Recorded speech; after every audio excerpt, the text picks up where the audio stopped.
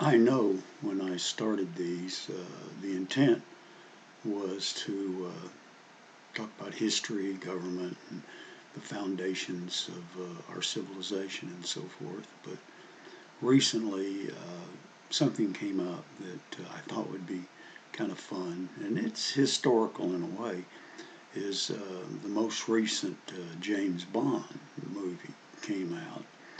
And I was in college when the first one, Dr. No, came out with Sean Connery. I know there had been one on television, I think, in the 50s, but it was a TV show.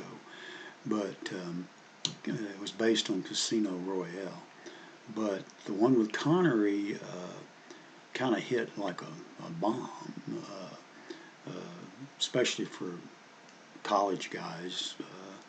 And we, that age group, our age group, we've been raised on westerns in movies and in television and a lot of the books we read and whatnot. So we were used to, in a way, the lone individual coming along and solving problems quickly with either the use of a gun or fist or whatever, and cutting through the red tape. So the Cold War was at its height at that time, and the writer, Ian Fleming, had actually been in the Secret Service, I think this is correct, in World War II. And the character Q, who created all the gadgets that Bond worked with, was actually based on a man whose name started with Q. I believe this is right.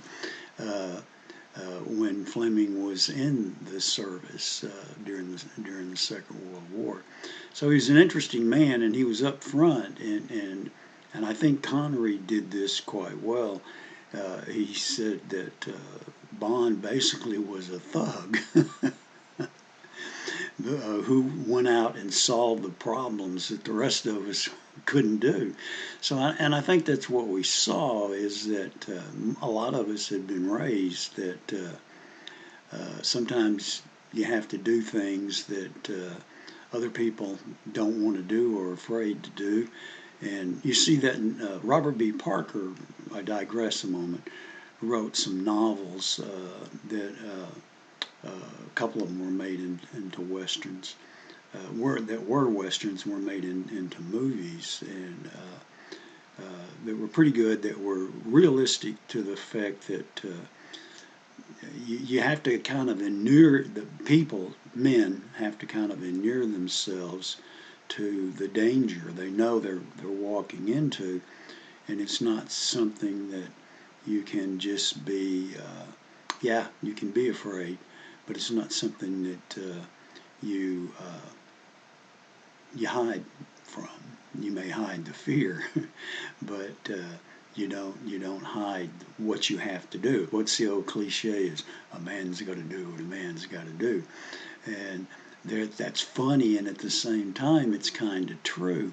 I grew up as a military brat, and I was surrounded by veterans of World War II and Korea, and these were real people who had been through the crap, so to speak.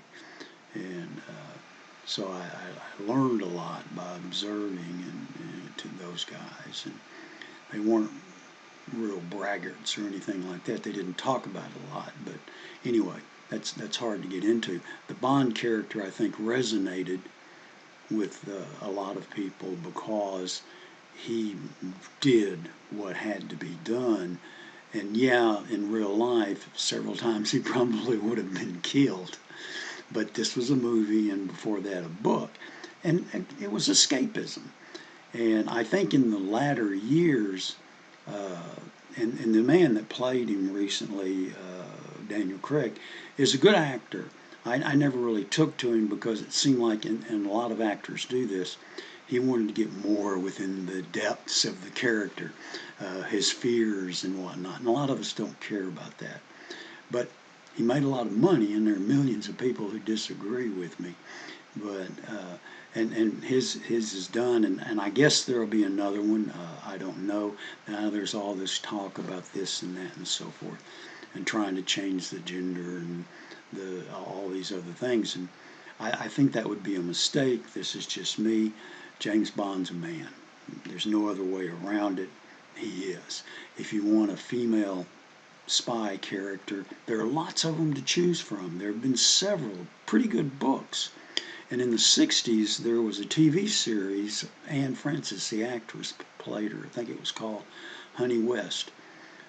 They might not like the name Honey now, but she was a very good agent and played that part very well. And there's a lot that you can choose from.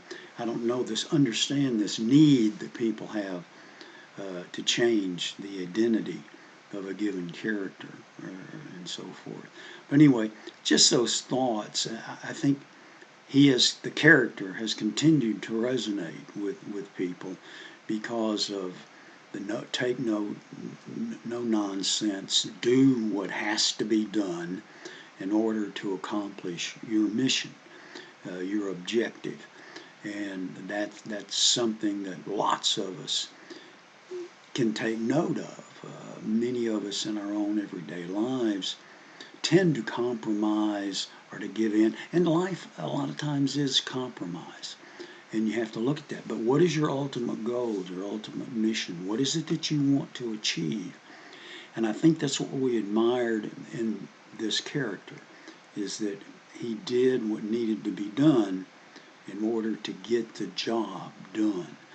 And I think that's what we looked up to and what we respected, along with the cool clothes and the drinks and the gadgets and everything else. But when all was said and done, it was one man doing the job. And I think that's what we really, really looked up to, and what we want to see in a lot of other people in our own time.